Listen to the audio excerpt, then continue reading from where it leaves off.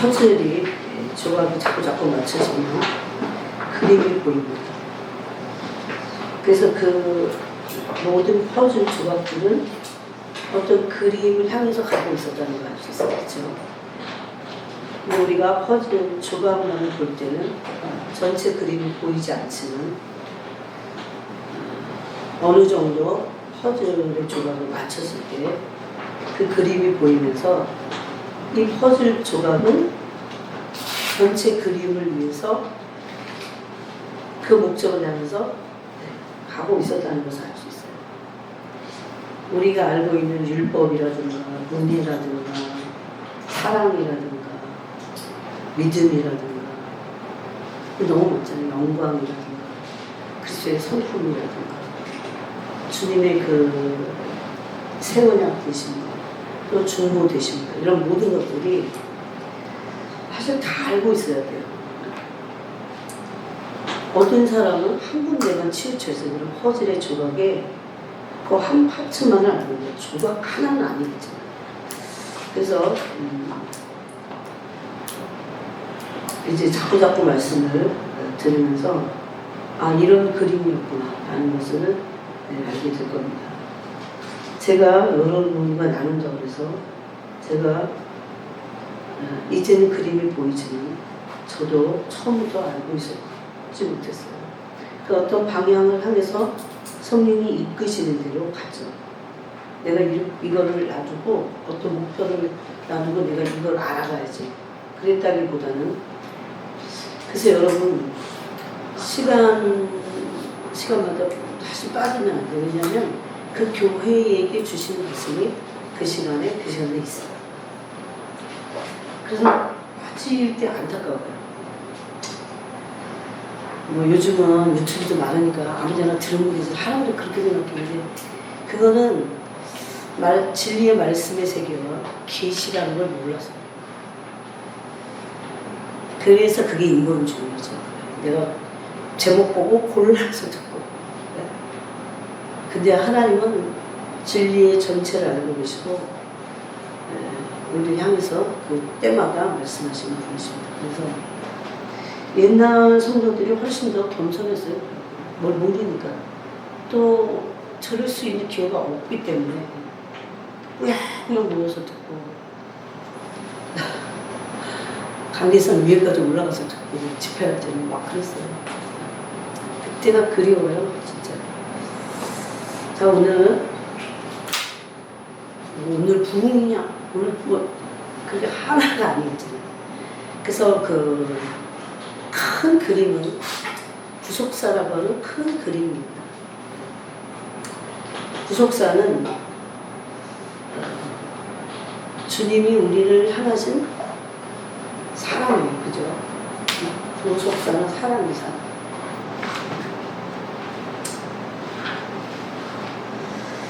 자, 히브리서를 그 부분 정리하고 읽어야 됩니다. 히브리서 5장을 보겠습니다.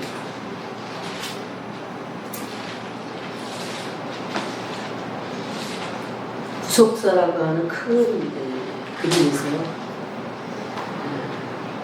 하나님은 이 구원의 역사를 이제 마무리하실 때가 됐어요. 그래서 그 큰 그림 안에 일어나는 이제 중세가 아니라 지금 이제 말세죠. 이때는 어떤 일들을 하나님 일으키시는지 그 그림을 볼 수 있어야 됩니다. 이거는 구속사라고 하는 큰 그림 안에서 일어나는 일들이에요. 그리고 구속사는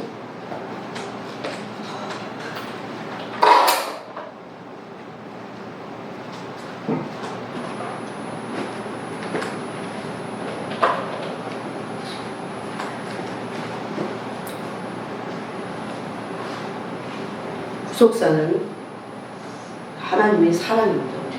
그리고 하나님의 마음입니다. 성경은 구원의 역사를 쓴 책이라기보다는 하나님의 말씀이죠. 그리고 구속사는 우리가 그래서 구속사라고 하는 역사가 인간의 역사가 있는가 하면 하나님의 역사가 있죠. 인간의 역사는 땅의 역사고 하나님의 역사는 구원의 역사입니다. 하늘의 역사죠. 그래서 하나님의 구속사의 그 역사적인 그 눈을 가지고 세상을 보지 않으면 그게 믿음이에요. 어떤 사람이 그 사람이 누군가는 그 사람이 뭘 믿고 있는 건데 그 사람이 구속사라고 하는 것을 믿을 때 가치관이 구속사로 바뀌죠. 이걸 세교관이라고 합니다. 세교관. 그래서 무엇을 봐도 파란 안경을 쓰고 보면 파랗듯이 구속사라고 하는 관점에서 뭘 봐도 보는 거예요. 그것이 지금 마지막이에요. 그래서 제가 부흥을 그동안 지난 시간에 얘기했어요. 그거는 부흥만을 무슨 따로 얘기하는 게 아니에요. 그게 무슨 유행도 아니고 그 중보는 유행도 아니고 하나님의 구속사 안에 그러니까 구속사라고 하는 가치관인 그 세계관이 분명하지 않으면 이게 따로따로 놀아. 이게 하나로 이렇게 다 꿰져갖고 하나님이 왜 지금 역사를 어떻게 이끌고 가시는지가 안 보여요. 그럼 바실레아가 이런 얘기를 했어요. 저희가 적었습니다. 구속사는 하나님의 사랑이거든요. 하나님은 여러분 기도를 계속 자꾸 많이 양도 늘리고 질도 좋아지고 그런 기도를 하잖아요. 그러면 이제 내가 많이 꺾이는 거죠. 그러면 하나님의 사랑이 안 올 수가 없어요. 하나님의 사랑이 너무 조급해하지 말고 올 때까지 하면 되잖아. 올 때까지. 너무 조급하고 너무 약삭거리고 너무 인스턴트식의 이 세대의 주의를 따라가니까 그렇게 돼요. 바실레아 슈링크가 이런 얘기를 했어요. 예수님을 사랑하는 것이 우리의 소명이다. 예수님의 신부로서 갖는 사랑 안에서 나는 비로소 온전한 행복과 만족을 발견했다. 그 사랑은 나의 모든 문제와 의문의 해결점이 되어 주었다. 내가 사랑이 다라고 했죠. 하나님의 사랑은 똑같은 고백을 했다니까요. 왜?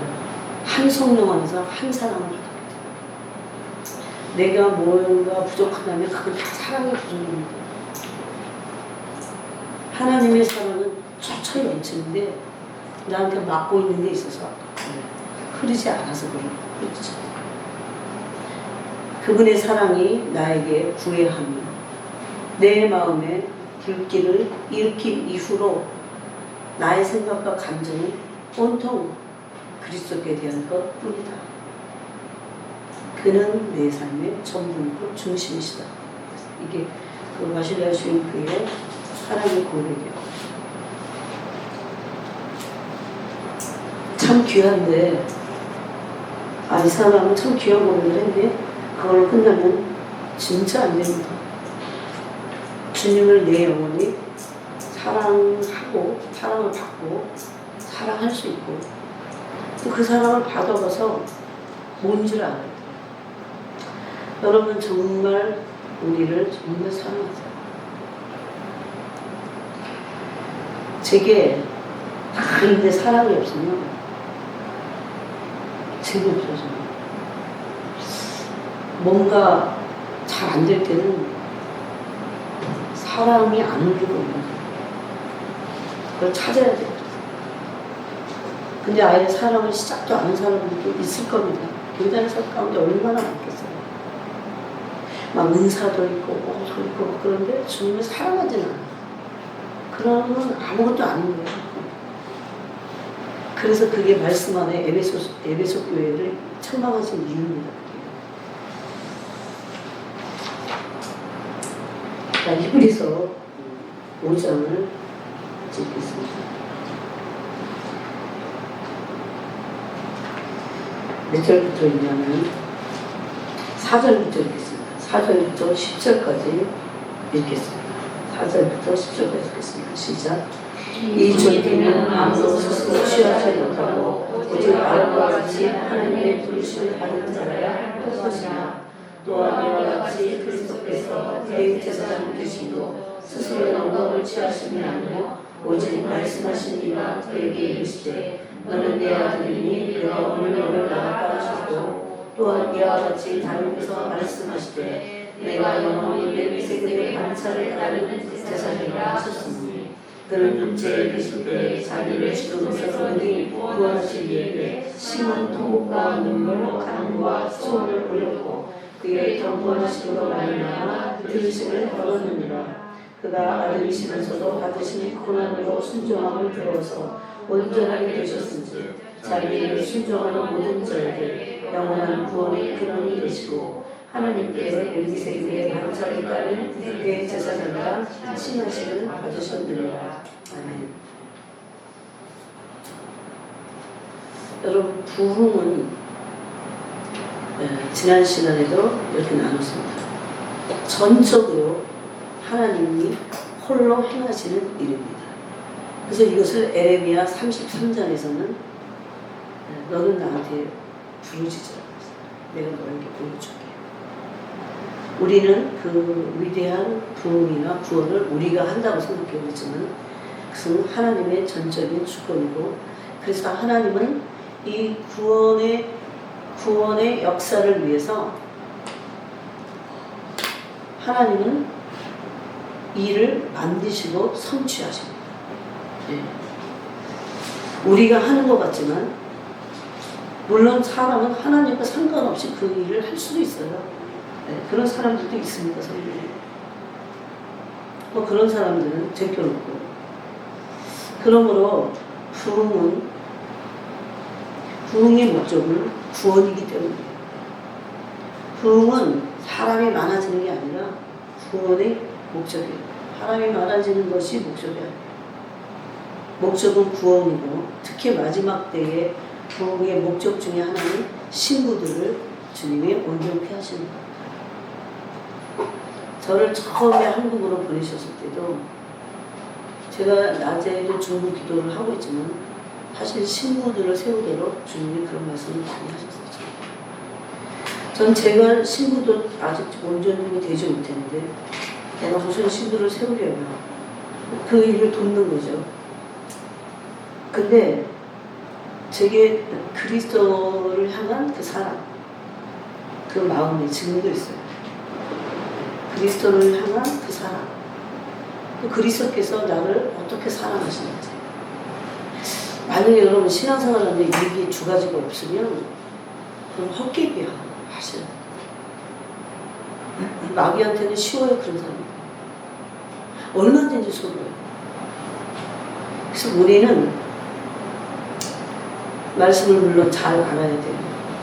그렇지만 말씀을 아는 목적이 그런 모든 목적의 그 영원함이 그리스도를 사랑하는 것에 점을 찍어야 연기를 해야 돼요. 그래서 그리스도를 사랑하는 것 따로 믿음 따로 그렇지 않습니다. 그리스도를 사랑하는 사람이 고난을 돌파할 겁니다. 또 이 시대를, 이 악한 세대를 분별하고 통과하게 될 겁니다. 우리를 어느 시점까지 남겨두실지 모르지만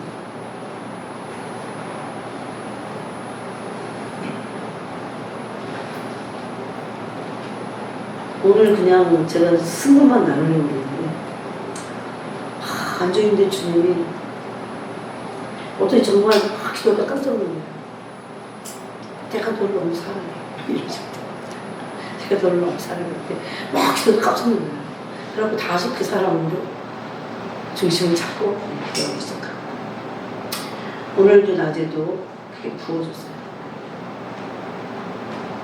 그 뜨거움 때문에 몸이 터질 것 같이 소리 지르고 싶었어요. 그런 주님과 사랑을 제가 나누는 것 같지만 그 사랑이 저를 만들고 있다는 거예요. 그리스도의 사랑만이 우리는 신부로 만나. 신부가 사랑 없는 신부는 신부가 아닙니다. 정결함과 사랑은 신부의 속성이에요.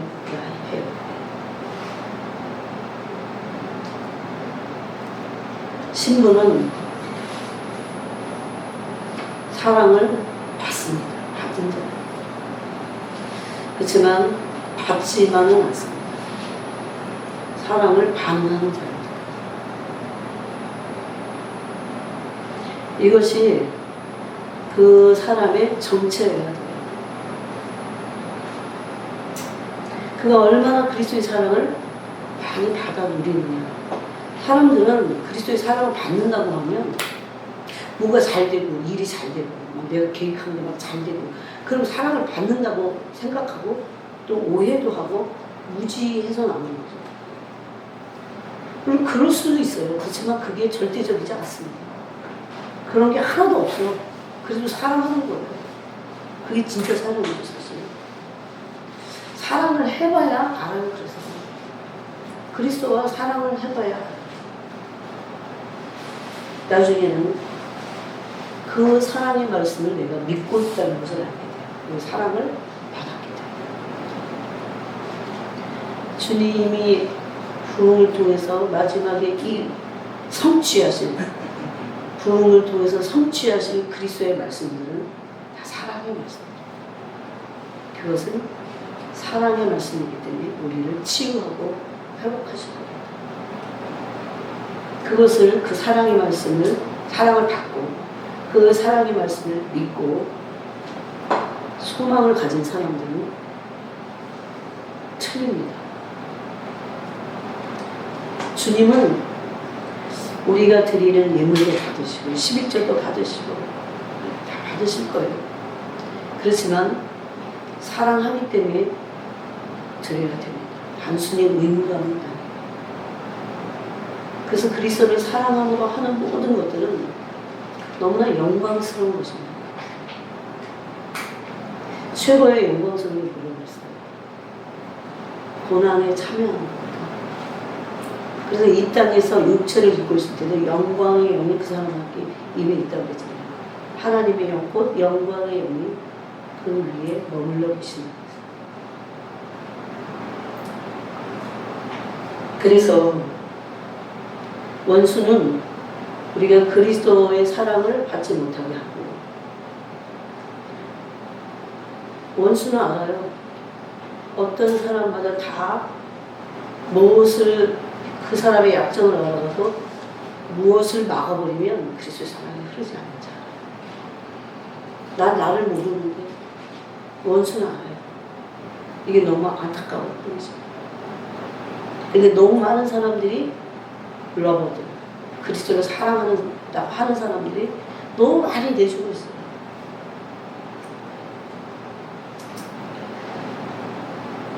여러분, 우리가 순교를 할 수 있는 것도 사랑만이 넉넉히 이기게 합니다.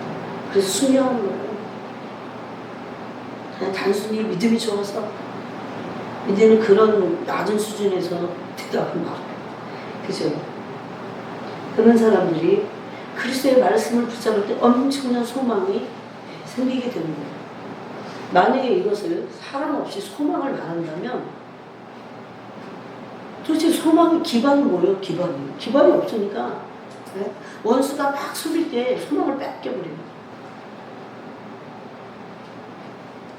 믿습니다 그런데 믿는데 믿음의 기반이 사랑이 아닐 때는 막 믿다가 넘어지는 거야. 그래갖고 그냥 특히 내가 원하는 게 안 될 때는 그 사랑에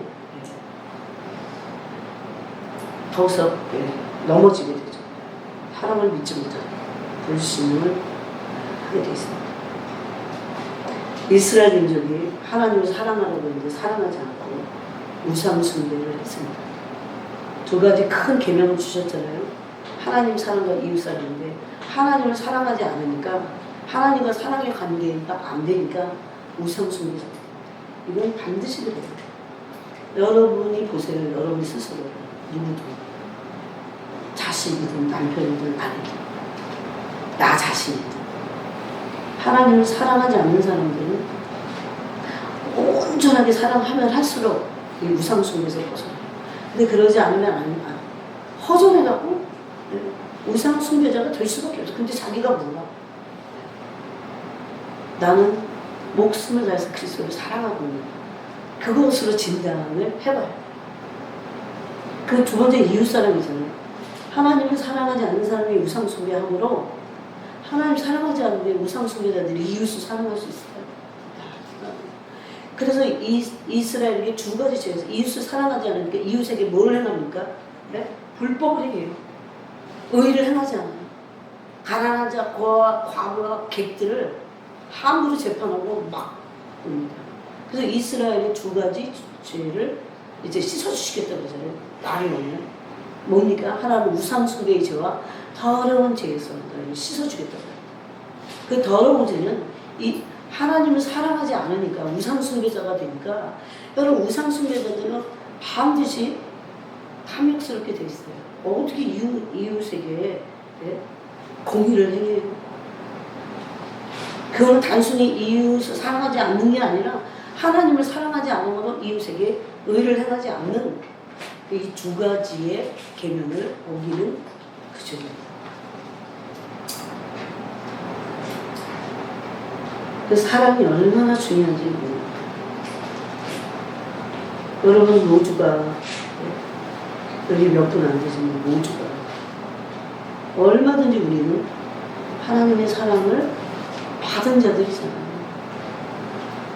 에베소 교회가 받았는데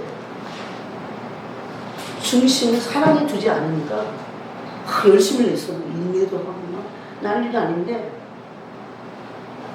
주님이 절대로 옮기시겠다고 책망하십니다. 그 사랑을 어디서 떨어뜨렸는지 생각하라. 지금 이제 마지막 때는 기도도요. 이 사랑이 활성화되는 거예요. 사랑은 영이에요. 안 믿는 사람이 하나님 사랑하는 걸 보셨어요.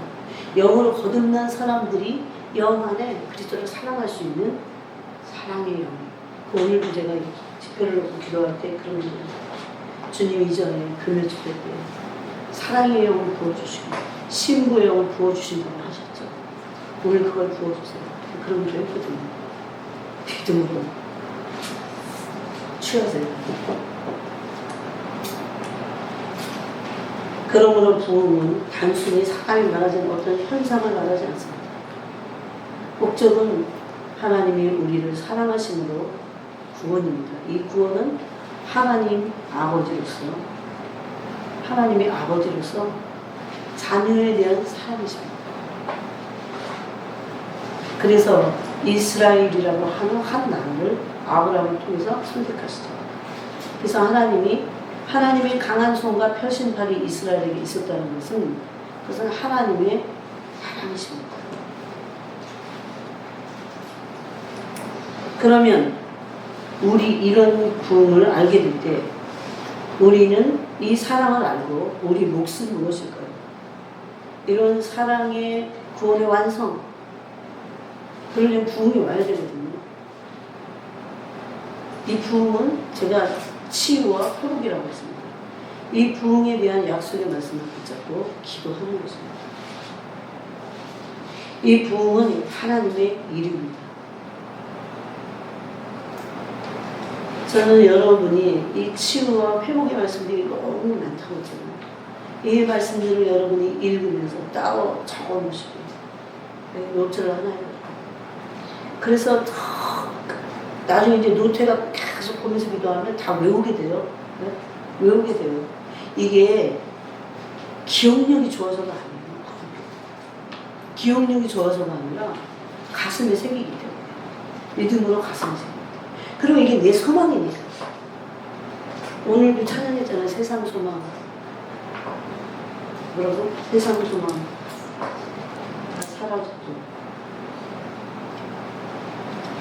세상 소망이 없는 사람들이 세상 소망이 가득한데 세상 소망이 많은데 그거는 욕심이죠. 탐욕이죠. 그게 많은데 어떻게 하나님의 소망을 갖게 돼요? 제가 전에 좀 힘들어갖고. 힘들 때 많아요, 사실. 힘들어서. 좀, 이 잠재력도 부족한 저를 왜 부르셨지? 아니, 아버지니까 뭔 말을 못해. 딴 사람한테 되게 잘하시잖아. 아버지, 절 부르셔도 돼요, 그래요. 얼마나 가요? 그러니까. 네가 1999년 12월 30일부터 2000년 1월 1일, 2일, 그때 너 한 기도를 기억나요? 갑자기 확 기억이 나요. 제가 울었거든요, 그때 울었거든요. 너무 먹고 살기 힘들어갖고. 낙동강 오리알같이 이렇게 달랑 떨어졌는데, 아, 나 도대체 어떻게 살을까, 여기서. 그런데 제가 그때를 기억하면서 며칠 전에도 이렇게 걸어오면서 거기에 빠지면서 생각해봤어요. 그때 그러셨거든요. 네가 세상에 소망이 없다고 했잖아. 다 듣고 계시더라고요. 근데 그게 내 마음에 그때 그렇게 고백한 게 내가 지금도 그러나?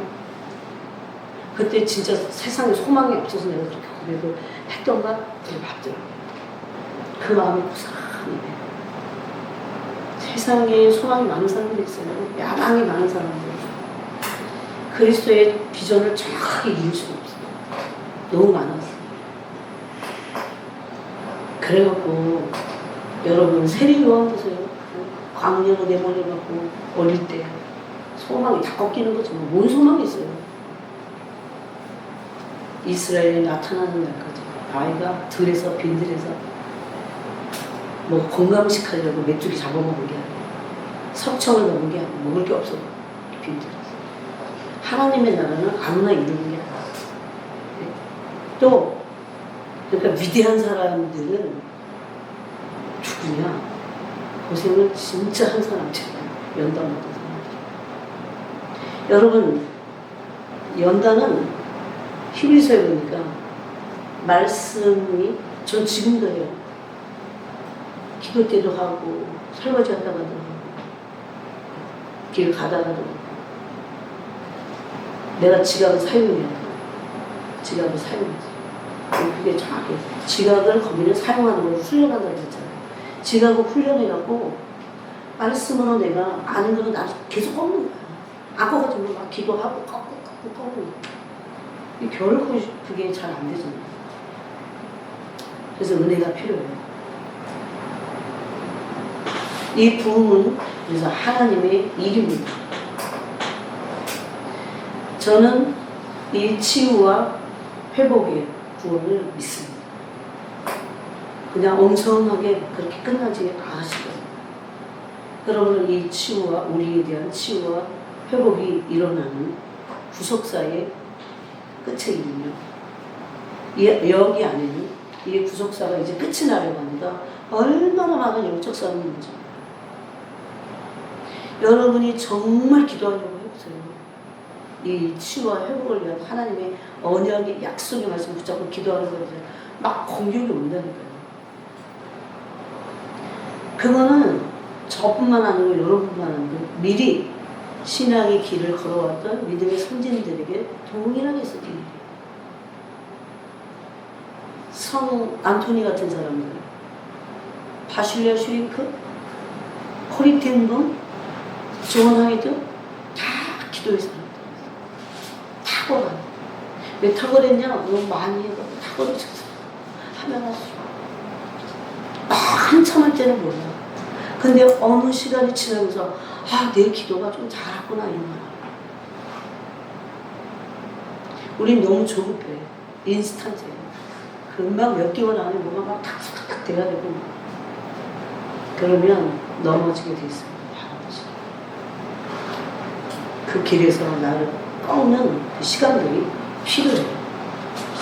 하나님 그래서 내가 중공 기도자가 되는 것보다 내 자신이 하나님께서 꺾어지면서 내 자신 안에 치유와 회복이 일어나는 것을 더 원하십니다. 그렇기 때문에 영적 싸움이 있고 오랜 인내의 기도가 필요합니다. 여기에 인간의 계획이나 방법은 필요 없습니다. 필요 있을 것 같잖아요. 왜? 하나님이 전적으로 왜? 하나님은 일을 만드시고 성취하시는 분이시기 때문에. 인간의 계획 필요 없어요. 인간의 방법 필요 없어요. 우리의 몫은 유일하게 기록된 하나님의 말씀을 소망 삼고 믿고, 그게 사랑의 말씀입니다. 사랑의 말씀은 뭡니까? 치유와 회복입니다. 이것을 붙잡고 기도하는 거예요. 부흥은 마지막 세대에 일어나야 할 구속의 역사이기 때문에 마귀가 강력하게 모든 것을 총동원하여 공격합니다. 그렇지만 성령의 역사와 교회에 주신 천국의 열쇠로 이길 수 있어요. 만약에 이런 공격만 있다면 우리가 두려워서 못하게 될 겁니다. 그렇지만 마태복음 16장에 보면 베드로에게 반석이라는 이름을 주시면서 주셨던 천국의 열쇠를 써요. 천국의 열쇠는 교회에게 주신 열쇠입니다. 아무리 교회가 엉성하고 그래도 정말 작아도 정말 그리스도의 목표를 향해서 달려가는, 아무리 거대하고 커도 그 목표가 없는 교회들은 마귀가 공격도 안 해요.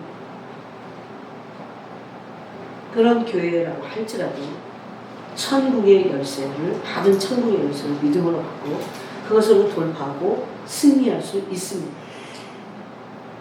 그 모든 기본에는 이 말씀을, 약속의 말씀을 부여잡은 하나님의 부모 기도가 누가복음 18장 같죠. 필요하다. 그래서 주님 그랬잖아요. 인자가 어디에 믿음을 부리라. 들을 자들은 들어야 돼. 그러므로 하나님의 말씀이, 약속의 말씀이 반드시 성취될 겁니다. 여러분, 우리는 예수님의 삶과 똑같아요. 예수님은 말씀을 이루시기 위해서 사신 분이셨어요. 그렇죠? 우리도 그리스도를 따라간다면 성경에 기록된 말씀이 응하여지도록 말씀의 성취를 위해서 살아야 됩니다. 그러므로 이 말씀이 성취됨으로 구원의 역사가 완성되면 부흥의 구속사를 위해서 가장 필요한 것이 기본이 기도입니다. 그래서 기도를 해야 된다는 것을 제가 말씀드립니다. 저도 이걸 잘 몰랐어요. 영국에 있을 때도 몰랐어요. 이거를 중보사역이라고 합니다. 물론 중보사역은 기도만 있는 건 아니에요. 근데 기도 없는 중보사역은 없습니다. 기도 없는 어떤 중보사역도 없습니다. 여러분 지금 참 좋잖아요. 어디 막 나다니기도 그런데 얼마나 좋아요. 골방으로 들어가서 울부짖고 하는 게 때로 외로워도. 그래서 나중에는 외로움이 모르게 돼 있어요. 어떤 분이 오셔서 자기가 너무너무 외롭다고 그러더라고요. 교회에서도 외로워.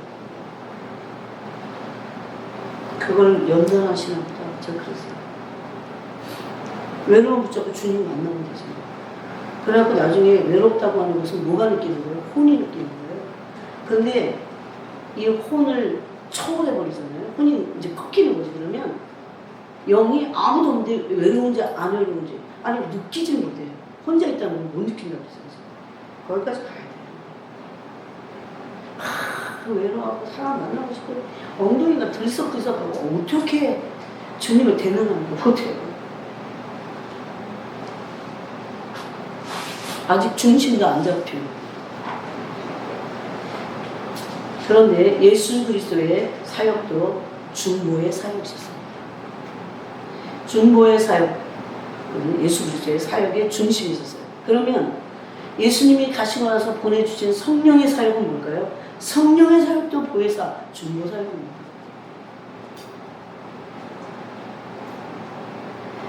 자, 이제 이 중보 사역에 대한 부분을 예수님을 지금 모델로 한번 나눠봅시다.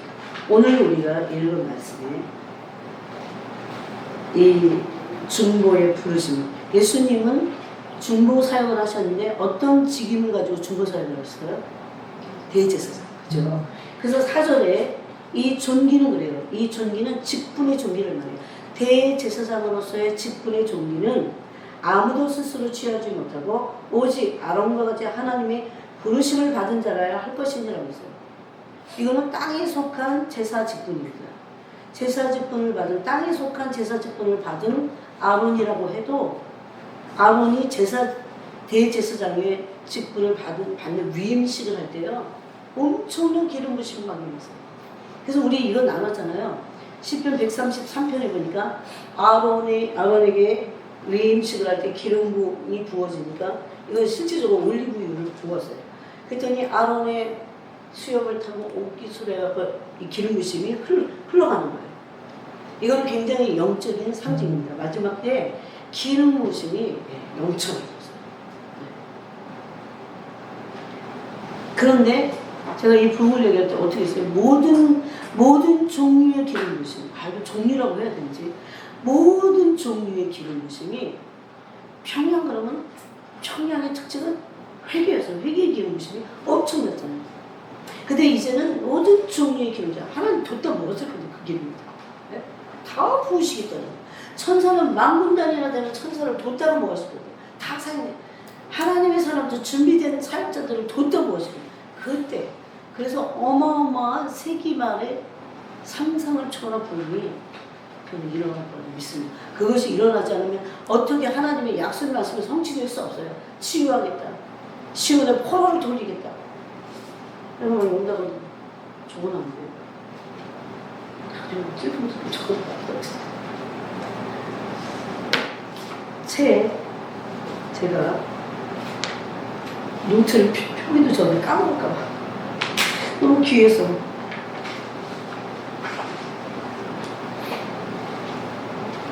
이제 화목의 화평의 언약을 맺겠다. 이거 다 치유고 회복이잖아요. 회복하시겠다. 단순히 치유가 목적이 아니에요. 회복을 위해서 치유하시는 거죠. 그것이 구원이라고. 그래서 중보 사역은 첫 번째 부르심입니다. 그러면 누구의 부르심인가요? 모든 신자들의 부르심을 믿는 자들. 그들을 성도라고 부르죠. 자, 베드로전서 2장으로 가보겠습니다. 베드로전서 2장에 봅니다. 2장 9절에 이 교회 안에 두 가지 종류의 사람. 하나님의 말씀, 예수 그리스도에게 부딪히는 사람이 있어요. 부딪히는 결과 걸려 넘어지게 하는 바위가 되었다고 합니다. 8절에 그들이 말씀을 순종하지 아니함으로 넘어진다고 했어요. 여러분, 말씀을 순종하는 사람들은 걸려 넘어지지 않아요. 그리스도의 말씀에 왜 걸려 넘어져요? 순종하면 되는데. 그러겠죠. 그러니까 교회 안에는 두 부류의 사람들이 있어요. 걸려 넘어지는 사람들이 있어요. 그들은 순종하지 않기 때문에 그런다고 했습니다.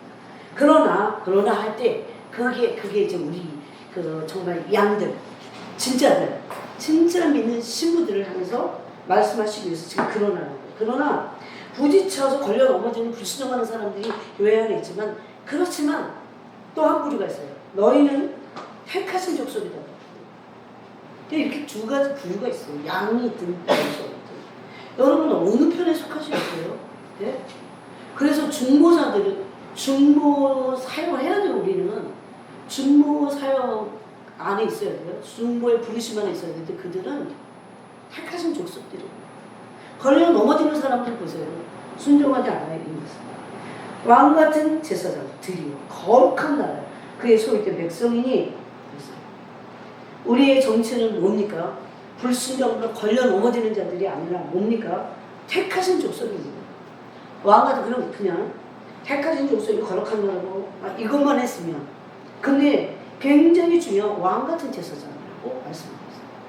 그러므로 믿는 모든 사람들은 왕 같은 제사장으로서, 왕 같은 제사장의 정체는 뭐예요? 중보사역입니다. 중보사역. 이 중보자로 하나님이 다 부르셨다는 거예요. 왕 같은 제사장은 뭐다? 중보자. 이것을 민족적으로, 여러분 출애굽기 19장은 이스라엘 민족과 하나님의 언약을 맺으셨다고 하지만 맞아요. 그런 책이에요. 그런 장이에요. 그런데 언약뿐만이 아니라 이 출애굽기 19장은 하나님이 이스라엘을 부르신 장이에요. 뭘로? 중보자, 민족 전체. 그걸 뭐라고 부릅니까? 선민. 이게 아브라함부터 시작했잖아요. 너의 씨로 말미암아 천하 만민이 구원을 얻을 거야. 아브라함은 중보자가 됐잖아요. 나중에. 언약의 믿음의 증표인 할례를 받고 나서 17장에서 그리고 18장에서 소돔과 고모라 땅을 위해서 기도하잖아요. 주님의 방문을 받고 나서. 그래서 이스라엘 전체가 언약 백성들은 다 뭐다 그러면 중보자들.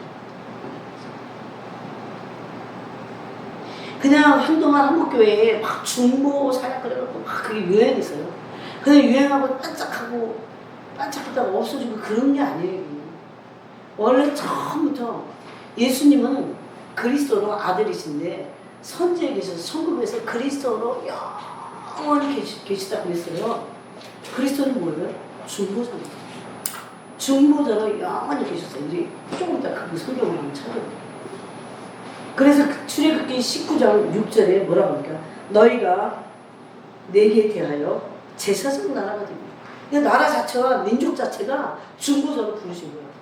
이런 중보의 일을 선민이라고 하면서 자기네들과 특별한 마치 이방인들을 구원하기 위한 제사장 나라로 하나님과 민족 사이에서 그렇게 부르셨더니 이들이 그 중보의 정체를 외치고 뭐가 나오죠? 아, 우리 특별한 선민이야. 이거만 나오는 거예요. 여러분 그런 사람들이 교회 안에 있어요. 그건 자기 의입니다. 네? 그래서 자기 일을 가지고 하나님의 의를 힘써 거부한 거예요. 이건 올바른 지식을 가지고 있는 게 아니라고 로마서 10장에서 그랬잖아요. 단순히 거룩한 백성만이 아닙니다.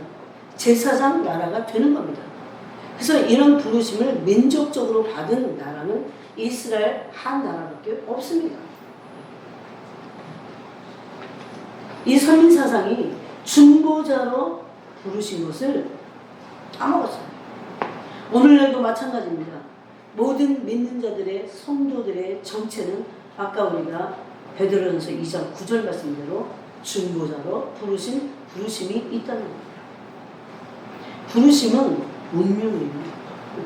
데스티니, 운명이에요. 그거는 바꿀 수 없어요. 그런데도 관심조차 없는 사람들 많아요. 그런데 성령은 이것에 완전히 그 본을 보이신 분이 예수 그리스도신 것을 말씀하셨어요. 오늘 다시 히브리서로 가보세요. 우리가 읽은 이 히브리서에서도 예수 그리스도의 중보자로서의 그 부르심을 말씀하고 있는데 5장 이제 4절은 아론은 뭘로 부르심 받았어요? 백성과 하나님 사이의 대제사장이에요. 그때 구약에서는 이 대제사장인 아론이 1년에 한 번씩 대속죄일에 들어갔습니다. 그때는 모든 백성이 다 쉬어야 돼요. 안식일이었어요. 얼마나 중요한지. 예수님은 영원한 대제사장으로서 대제사장의 정체가 뭐예요? 중보자잖아요. 중보의 일을 하셨어요. 오늘 우리가 읽었지만 예수님은 육체에 계실 때에 어떻게 기도의 중보자로서 어떤 삶을 사셨냐면 자기를 죽음에서 능히 구원하시려고 심한 통곡과 눈물을 감수하고 있어요. 네? 십자가의 중보 사역을 위해서 또 영혼들을 위해서. 여러분 그러니까 이것을 처음부터 하나님이 아브라함도 중보자로 부른 거예요. 모세도 중보자였어요. 하나님의 사람들은 다 중보자로 부르셨습니다.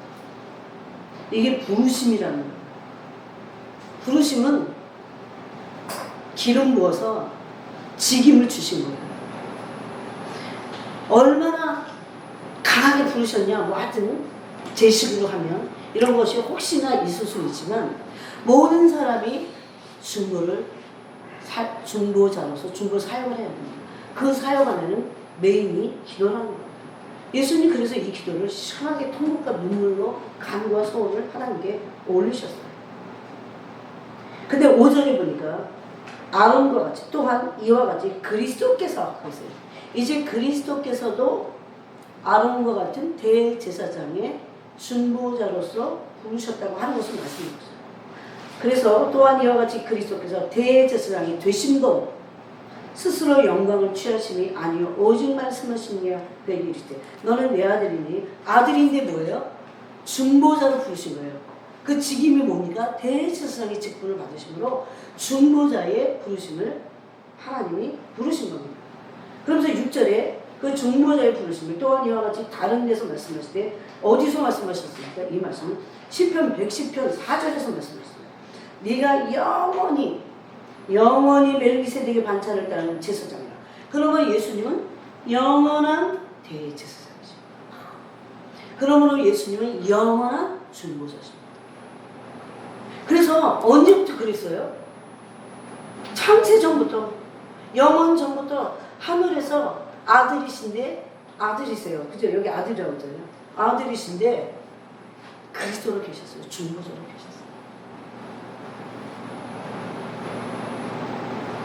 이걸 모르면 안 돼요. 자, 시편 110편 보니까 예수님의 이것을 누가 부르셨다고 되어 있냐면 하나님 아버지가 부르셨다 그렇게 되어 있어요. 4절에 예수님을 영원한 대제사장으로 중보자로 부르셨는데 이 부르심이 하나님이 어떻게 하셨어요? 하나님이 어떻게 하셨어요? 여러분이 대답하셨습니다. 네? 네? 맹세하셨어요. 네? 맹세하셨어요. 예수님의 그러면 하나님 맹세하실 때는 얼마나 필요하면 이 일이 하나님이 맹세하실 때는 예수님의 대제사장으로서의 중보 사역이 얼마나 중요하고 또 중요해요. 여호와는 맹세하고 제가 옛날에 이걸 못해요. 맹세는 또 여기다가 써놓으셨어요. 이 일을 못하는 거예요. 여호와는 맹세하고 제가 해보니까 이 일이 맹세하시는 하나님 맹세하고 변하지 아니하시리라 이르시기를 뭐에 대해서 맹세하고 변하지 않으시겠다고 했어요. 너는 여기서 너는 누굽니까? 아들이시오. 너는 멜기세덱의 서열을 따라 영원한 제사장이라 하셨도다. 주의 오른쪽에 계신 주께서 그의 노하시는 날에 왕들을 쳐서 깨뜨리실 것이라. 예수님의 중보 사역 가운데는 중보자로서의 부르신 가운데는 심판의 왕권도 있습니다. 네? 보응하시고 또 눈물도 닦아주시는 중보자로서 보혜사로서 네? 그런 일도 하시지만 악인들에게는 심판하시는 게 주님의 중보 사역이었습니다.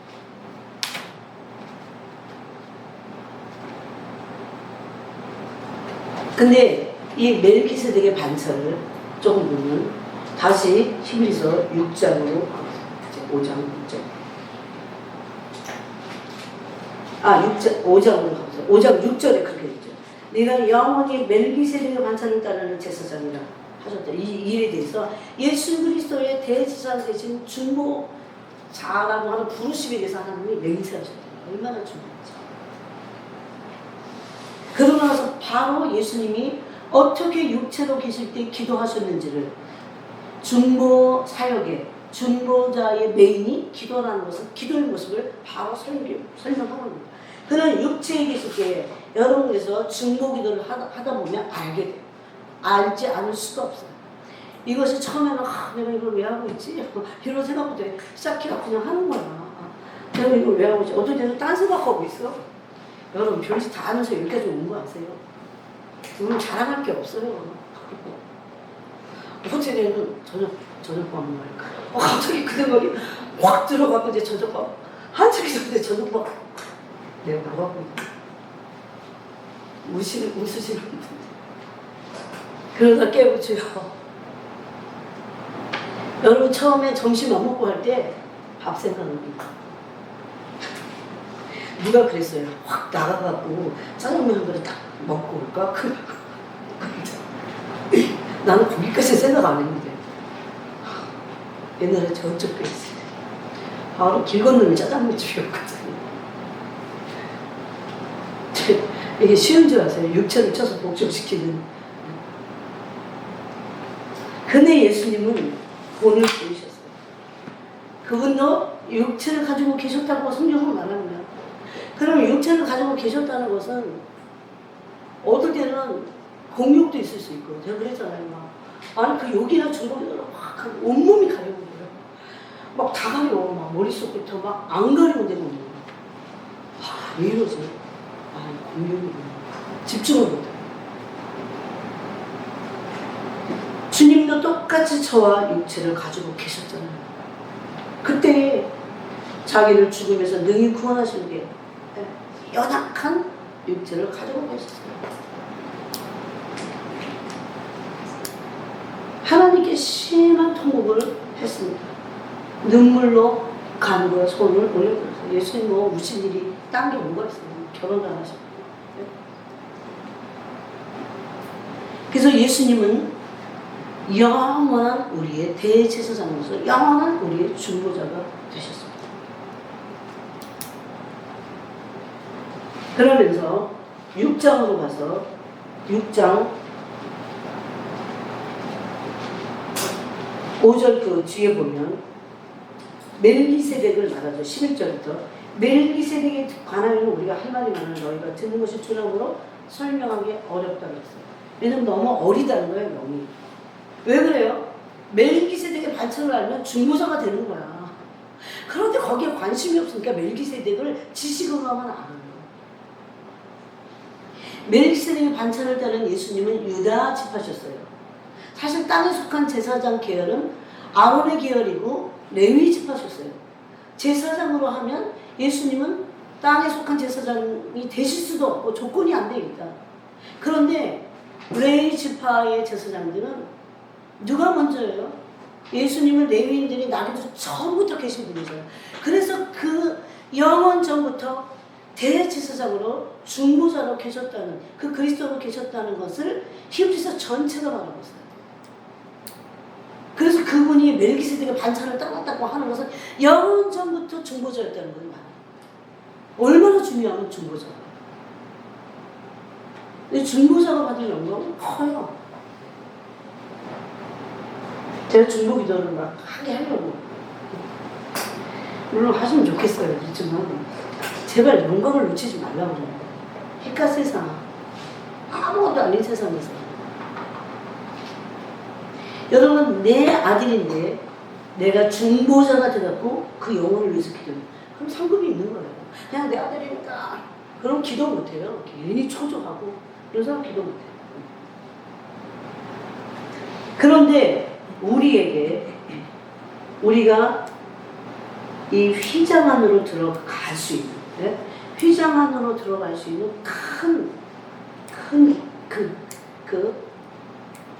이 소망이 휘장 안으로 들어가게 하는 소망은 멜기세덱의 반찬을 따르는 예수 그리스도께서도 그 안으로 들어가셨잖아요. 그래서 뒤에 보면 이 10장에서 이런 말씀입니다. 이게 여러분 그냥 단순히 기도를 말하는 게 아니라 중보사역이 얼마나 중요한지를 10장 19절에서 그러므로 형제들아 우리가 예수의 피를 힘입어 성소에 들어갈 담력을 얻는 물론 대제사장도 땅에 속한 대제사장들은 자기도 연약해서 자기의 연약함을 짊어지고 그래서 속건제물을 드리고 속죄제물을 드리고 들어갔잖아요. 물론 우리도 그래야 돼요. 그러니까 이 우리가 왕같은 제사장이라고 할지라도 우리에게 약점이 없는 게 아니에요. 그런데 그런 약점을 짊어지고 가서 우리의 감정의 약점 이런 것들을 인격의 약점들을 토해내기도 하지만 사실 휘장 안에 들어가는 휘장을 넘어서 그 지성소까지 들어가서 해야 될 휘장을 열어놓으신 그 중요한 이유 중에 하나가 중보하라고. 네? 그래서 예수님이 이렇게 말하는데 20절에서 그리로 앞서가신 그래서 소망이 뭐냐면요. 우리가 지성소까지 들어가서 하나님께 울부짖고 약속의 말씀을 붙잡고 하나님 이런 치유와 회복을 주신다고. 저는 그래서 이스라엘 놓고 기도할 때 아예 대놓고 이렇게 기록하셨잖아요. 시온의 포를 돌리십시오. 아직도 사당에 얽매인 영혼들이 있잖아요. 얼마든지 기도할 수 있잖아요.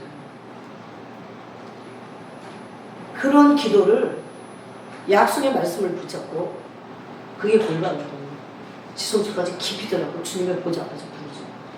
근데 여러분 이런 기도를 많이 하잖아요. 그러면 어느 날 진짜 영계의 문이 그리고 영혼이 주님 보좌 앞으로 가서 보좌 앞에서 기도해요. 그런 기도를 누가 했냐? 코린토 본부에서. 북한 기도를 하는데 북한으로 가. 북한의 영계에서 북한으로 가서 기도해요. 네? 또 보자 앞에 가요. 그래서 치지적으로 기도해요. 존 하이드 같은 사람들. 얼마나 중보를 하다가 그래갖고 존 하이드는 청각이에요. 결혼도 안 했어요. 뭐 그렇게 기도할 게 많다. 얼마나 영혼을 위해서 열방을 위해서 인도를 위해서 특히 인도 사람들. 그리고 10년의 위치가 바뀌었어요. 그걸 알고 의사가 더 이상 당신이 하는 그 일을 했다 당신 죽습니다 했는데 생각해봐요. 내가 이 일을 하다가 죽을 거냐 아니면 그냥 이 일을 그만두고 뭐 수술을 받고 아니면 쉴 거냐 하다가 죽었어. 그런 부르심을 성취한 사람들도 있어요. 얼마나 많이. 여러분 저는 이런 세상에서 얼마나 그 경쟁과 시기와 막 이런 세상에서 살려고 막 심장이 콕콕탁콕탁 하면서 막 그냥 막 젊은데도 심장이 막 비대증이 와갖고 그런 사람들도 있는가 하면 그리스도 때문에 영혼들을 갖고 안 일어나. 그 일이 우리는 아무것도 아니에요. 우리 중국은 그 일이 이루어지기 전에는 존 하이드는 연계에서 승리를 맛보기 전에 일어나지 않는다. 기도의 사도 존 하이드 이런 책을 읽어보십니다. 옛날에 우리 필독 생각해요. 필독하면 뭐예요? 이 약속의 말씀이 우리에게 성경에 보니까 지금 6장 19절에 소망이라고 말합니다. 이 소망은 뭐예요? 하나님이 내가 맹세해. 그러니까 우리에게 치유하시고 회복하시겠다고 합니다. 예를 들어서 이스라엘 향한 치유와 회복은 우리에게서 소망이 돼야 돼요. 세상 소망을 가진 사람들이 이런 소망을 품는다고요? 그거는 기도부터 시작해야 돼요. 그래서 골방으로 들어가서 제가 그랬잖아요. 옛날에 미국 오바마 시절에 오바마 케어를 많이 했고 뉴월드 오더의 기치를 세워가면서 막 그럴 때 미국이 암흑 가운데 있었거든요. 근데 어떤 분이 제가 아는 분이 하나님이 나는 미국을 버리고 싶지 않다. 미국의 죄를 위해서, 미국을 위해서 누군가가 중보해라. 미국 하나를 위해서. 그 사람이 어떻게 기도하셨어요? 미국 하나를 보고 하루에 10시간 지키죠. 10시간 미국만. 제가 이렇게도 하는구나. 이렇게도 하는 거야. 흑암이 꺾어져. 흑암이 꺾여져.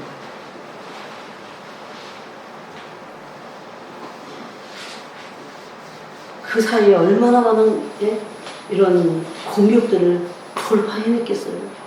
몇 사람은 뭐 하나님 사람이니까 막 그냥 뭐 공격도 없이 장애물도 없이 막 기도하는 게 아니에요. 여러분 한 영혼을 내 아들을 위해서, 내 딸을 위해서. 그게 무슨 미국이야? 미국이 마음에 안 들거든. 이 치유와 회복이 우리에게 소망이 돼야 돼요. 미국을 치유하시겠다는 거예요. 이게 하나님 아버지의 마음이었구나. 그럼 내가 하지. 그래서 중보자들은 하나님의 사랑을 아는 사람들 그냥 못해요. 하다가 못해요.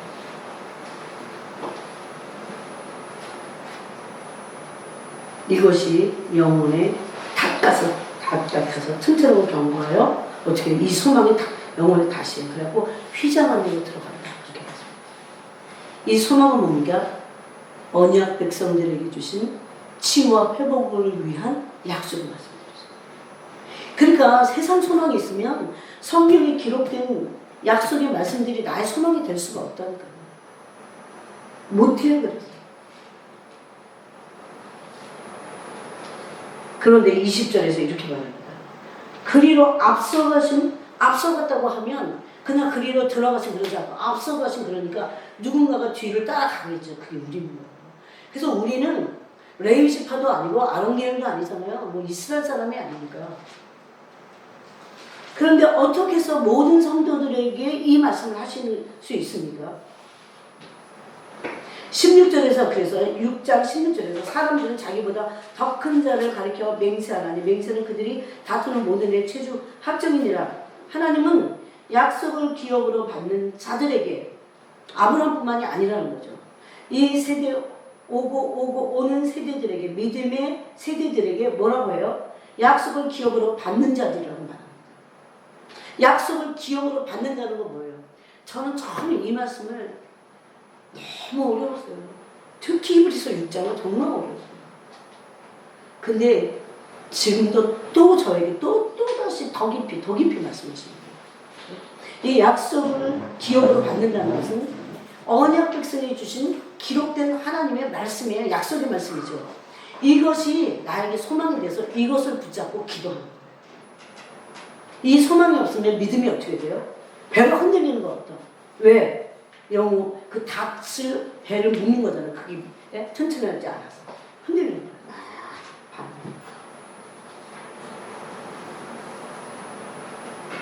이 소망이 뭐가 소망이에요? 하나님이 언약 백성들에게 주신 약속의 말씀이 성취될 것이 우리의 소망이에요. 그 중에 하나가 이스라엘이 치유될 거다. 이스라엘을 회복될 거다. 그건 골방에서도 하늘을 열고 닫을 수 있어요. 이 설교를 제가 처음으로 누구에게 들었냐면요. 김종필 목사님이라고 했어요. 제가 영국에 있을 때. 저에게는 엄청 획기적인, 그분이 요즘 사역을 안 하시는 것 같아요. 엄청나게 그분이 그때 2000년, 6년, 7년 때 하늘을 열고 닫고 막 이런 말씀 하시는 거예요. 그리고 그 전에 그런 걸 모르지 않았는데 이분은 굉장히 그것을 정말 말씀을 깊이 하셨던 분이에요. 요즘은 어디로 도대체 들어가 계신지 영 소식이 없어요. 그러면 앞서가셨으니까 우리를 뒤따라가야죠. 예수님은 그러므로 하늘에 속한 멜기세덱의 반차를 따르는 유다의 사자이신 대제사장이시고 중보자이시고 근데 영원해요. 왜? 창세전부터 그 중보자로 계셨기 때문에 우리가 천국에 갔을 때도 예수님은 우리의 중보자가 되실 겁니다. 그 다음에 7장 15절을 보겠습니다. 계속 이 예수님의 대제사장 직임에 대해서 말씀하셨어요. 중보가 얼마나 중요한지. 14절에 우리 주께서는 유다로부터 나신 것이 분명하도다. 그러니까 땅의 제사장이 되실 수 없다는 걸 말하는 거예요. 지금 이 지파에는 모세가 제사장들에 관하여 말한 것이 하나도 없고 멜기세덱과 같은 별다른 한 제사장이 일어난 것을 보니 더욱 분명하도다. 이 중보자가 필요한 것이 더 분명하다. 멜기세덱과 같은 별다른 한 제사장이 누굽니까? 바로 예수 그리스도. 그래서 레위 지파이면서 아론의 계열의 대제사장들은 계속해서 그 족보를 따라서 제사장들이 일어나는데 여러분 나다카 아비후도 대제사장이지만 다른 물을 들이다가 구별되지 않은 다른 물을 들이다가 즉사해서 죽었어요. 하나님의 거룩의 불에 죽었어요. 그들은 약점이 있다고 했습니다. 근데 예수 그리스도 온전하신 예수 그리스도 그건 그림자예요. 아론의 계열의 제사장들은 그림자의 모형에 불과합니다. 진짜 대제사장이지. 그래서 예수님은 대제사장 안 그러고 히브리서 4장 14절에서는 큰 대제사장 이렇게 부르면서 구별하면서 큰 대제사장. 별다른 한 제사장이신 멜기세덱의 반차를 따는 예수 그리스도께서 우리에게 필요하다는 겁니다. 근데 그분은 육체에 속한 11절에 육신에 속한 한 계명의 법을 따르지 않고 육체에 속한 한 계명의 법 그런 구약에 있던 어떤 그런 것을 따르지 않고 오직 불멸의 생명의 능력을 따라 되었으니 즉 성령을 따라 되셨다. 증언하기를 여기도 시편 110편 4절을 또 말씀합니다. 증언하기를 네가 영원히 멜기세덱의 반차를 따르는 제사장이라 하였도다.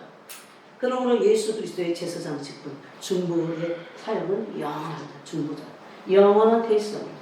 영원한 중보자로 우리에게 그분이 계십니다. 기가 막히죠. 제가 이렇게 지금 말하면서도 이게 너무 놀라운 건데 제가 다 설명을 못하는 것 같아요. 이것은 첫 번째로 대제사장이 중보자로서의 직분의 중요성을 말합니다. 단순히 대제사장이기 때문에 영광스럽다 그런 얘기가 아니고 대제사장의 정체는 뭐예요? 중보자거든요. 중보자가 얼마나 중요한, 중보자 없이 구원이 없어요. 그렇죠. 네? 예수님은 새 언약의 중보자시죠. 그래서 예수님을 대제사장이라고 부를 수 있는 겁니다. 멜기세덱의 반차를 따르는 유대의 사자이신, 유다의 사자이신 중보자. 여러분, 예수 그리스도의 중보의 사역은 첫 번째가 기도였습니다. 그 번째 마지막에 중보 사역은 뭐예요? 십자가에서 죽으신 거예요. 근데 우리도 이 길을 가야 됩니다. 십자가의 도회를 해서. 그래서 아무나 영광스럽지 않아요. 그 다음에 이 대제사장의 직분이 얼마나 중요한지를 말씀드리고, 두 번째는 얼마나 필요한지, 필연성. 얼마나 중요한지. 얼마나 중요해요? 그분이 중보자가 아니시면 그건 구원받을 수 없어요.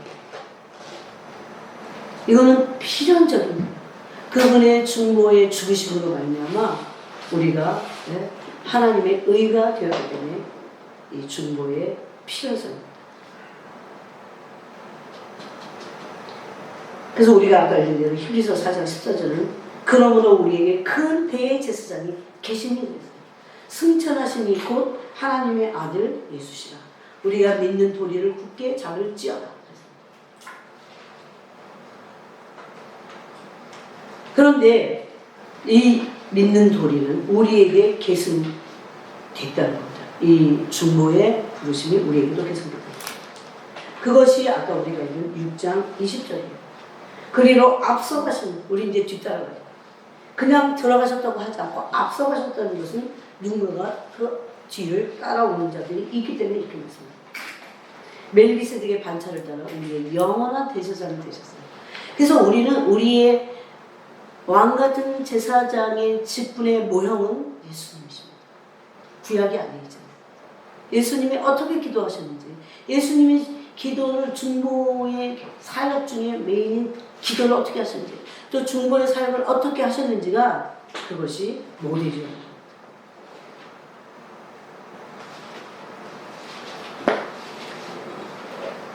그러므로 예수 그리스도는 영원한 우리의 대제사장이 되셨는데 우리의 죄를 사하신 거죠. 그죠?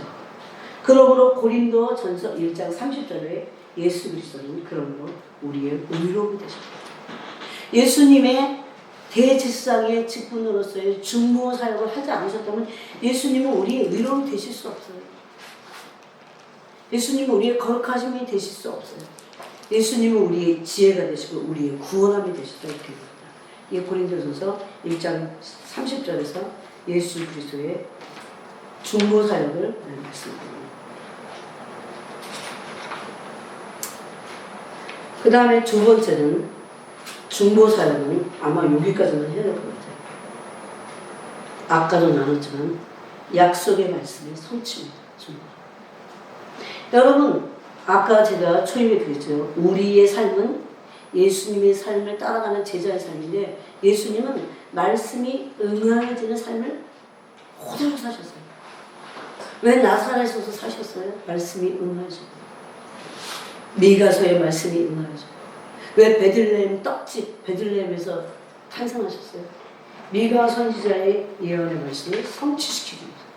그래서 예수님은 율법과 선지자의 마침이 되시고 완성하신 분이에요. 당신이 말씀을 응하여지는 성취하는 삶을 살았기 때문에. 근데 오늘날 제가 그 말씀 묵상하고 있을 때 성령이 제 안에서 그러셨어요. 너의 삶도 마찬가지다. 근데 언약이라고 하는 차원에서 봤을 때는 이 말씀이 맞아요. 우리는 언약 백성의 특징이 뭐예요? 약속의 말씀을 붙잡은 거잖아요. 그냥 교회만 다니면 언약 백성이에요. 세례받으면 그냥 언약 백성이에요. 언약 백성의 진짜 정체는 약속의 말씀을 붙잡는 거잖아요. 왜? 약속을 성취해야 되기 때문에. 그래서 언약 백성이라고 하는 관점에서 봤을 때도 우리는 중보자입니다. 왜? 약속의 말씀을 붙잡고 이 약속의 말씀이 성취되기를 기도해야 되기 때문에. 이 약속의 말씀의 성취는 구원을 향하신 하나님의 약속의 말씀입니다. 이게 큰 그림이에요. 구속자가. 약속의 말씀들의 퍼즐의 모든 조각들을 다 맞추는 큰 구원을 향하신 하나님의 사랑의 마음이 거기에 있습니다. 이 약속의 말씀들이 성취되어야 하고 마침내 중보자들의 중보 사역을 통해서 이 말씀은 성취될 겁니다. 그것의 대가가 누굽니까? 또 구약에서 아브라함은 약속의 씨인 거룩한 씨를 낳아야 돼요. 근데 100세가 될 때까지 안 낳았어요. 못 낳았어요. 근데 아브라함의 믿음이 약해지지 않고 약속의 말씀을 붙잡았다고 되어 있어요. 자, 오늘 이 큐티인가 그래요? 한번 로마서 보세요. 아브라함도 그런 삶을 살았어요. 로마서 4장에 보니까 요새 큐티를 잘 하고 계시나요? 큐티를 깊이만 해도 말씀에 사로잡히게 되어 있습니다.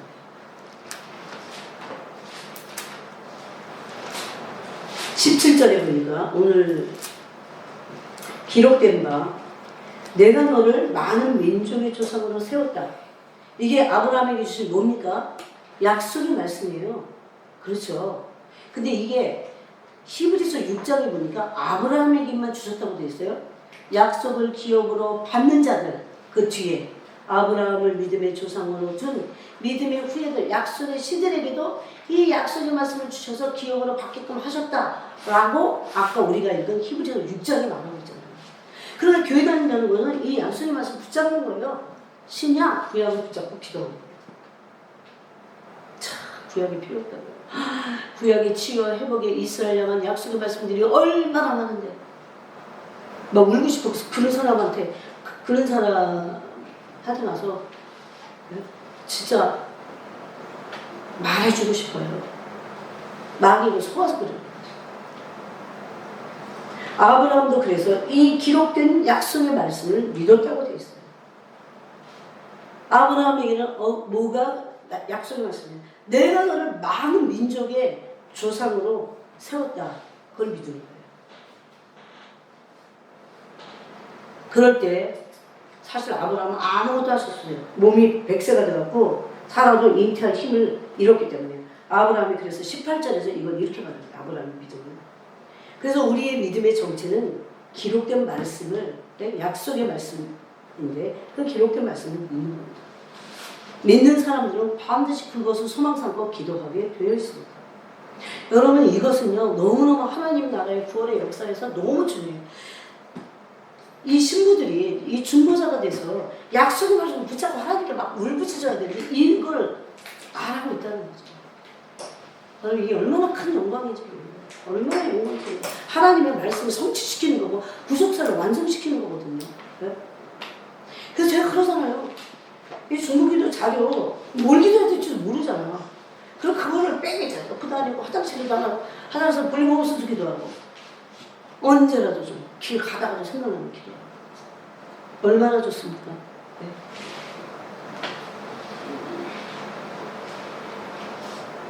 아무것도 할 수 없을 때도 믿었다고 돼 있어요.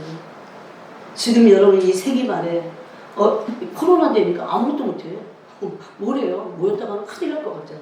아무것도 못하는 이때 우리는 오히려 아무것도 바랄 수 없을 때에 바라고 믿을 수 있어요. 뭐 때문에? 기록된 약속의 말씀이 성취되도록 기도할 수 있다는 거죠.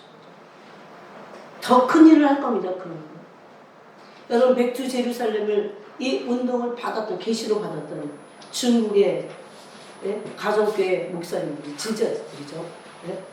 그 목사님들이 중국의 문화혁명이 일어나니까 목사님들 전부 다 죽였어요.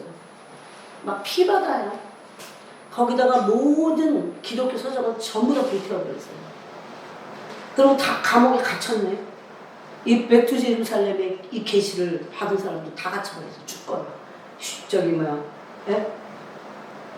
숨겨나가거나 하나님의 말씀이 망하는 거예요. 하나님은 놀랍게 일하십니다. 왜? 그게 메인이야. 기도 없이 백주자님이 일어날 수밖에 없고. 이게 벌써 오래된 얘기잖아요. 감옥에서 그 기도를 하는 거야, 감옥에서. 그게 골방 기도입니다. 여러분, 바실레아 슈링크가 쓴 천국의 향취라는 책을 읽어보세요. 바실레아 슈링크는 마리아 자매단을 이끄는, 결혼하지 않은 자매들을 이끄는 데모였어요. 데모. 자기를 데모라고 진짜 그랬어요. 영적으로 데모였어요.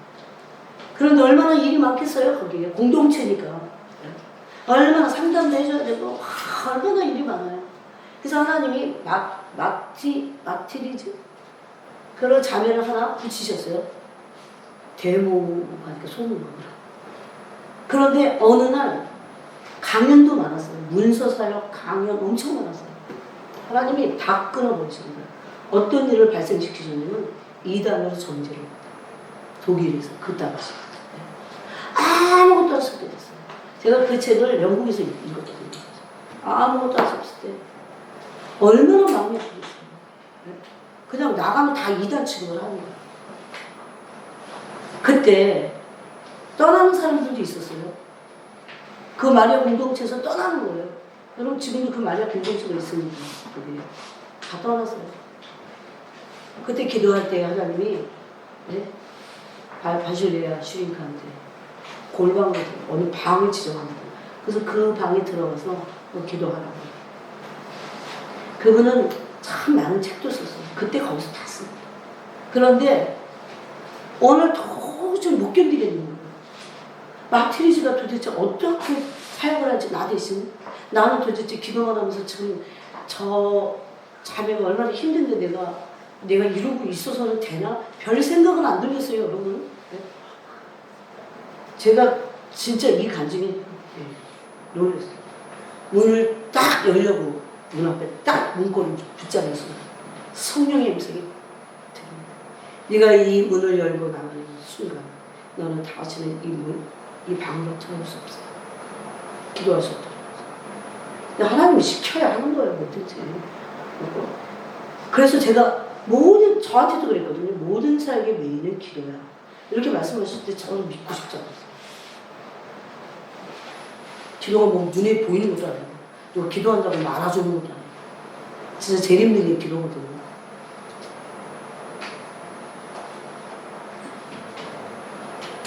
아무것도 할 수 없을 때잖아. 바랄 수 없을 때잖아.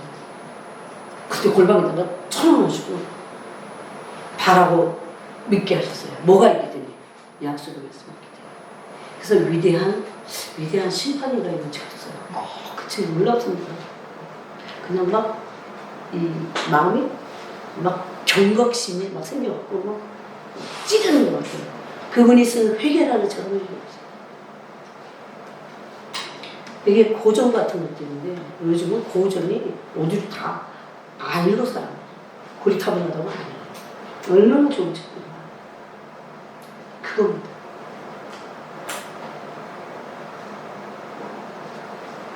하나님께서는 사탄에게 빼앗겼던 하나님의 백성들의 구원을 위해서, 치유를 위해서, 회복을 위해서 말씀들을 성취하실 겁니다. 왜 이게 기록되어 있지 않다면 저도 믿을 수 없을 겁니다. 그러나 기록이 되어 있어요. 여러분 기록된 말씀을 통해서 성령이 말씀하실 때 가슴이 막 미어지고 찢어지는 것 같아요. 그래서 하늘 품고 기도해야 돼. 하나님에게 빼앗겼잖아요. 하나님에게 잡혀있잖아요. 교회 다녀도 어떤 사람은 잡혀있잖아요. 교회 다니다가 사단이 축사하면 앞으로 나갔다가 집에 가면 사단이 기다리고 있대잖아요. 아니면 뒤로 들어가. 왜 그런 줄 아세요? 진리의 말씀을 붙잡고 있지 않기 때문에 그래요. 이건 정말 무서운 얘기예요. 진리의 말씀을 붙잡지 않고만 대적하고 있어요. 이때 약속의 자녀들의 어떻게 해서 이 약속의 말씀들이 이루어지냐고요. 치유와 회복의 약속의 말씀들이 어떻게 이루어지냐. 이때 약속의 자녀들의 중보 사역이 펼쳐져요.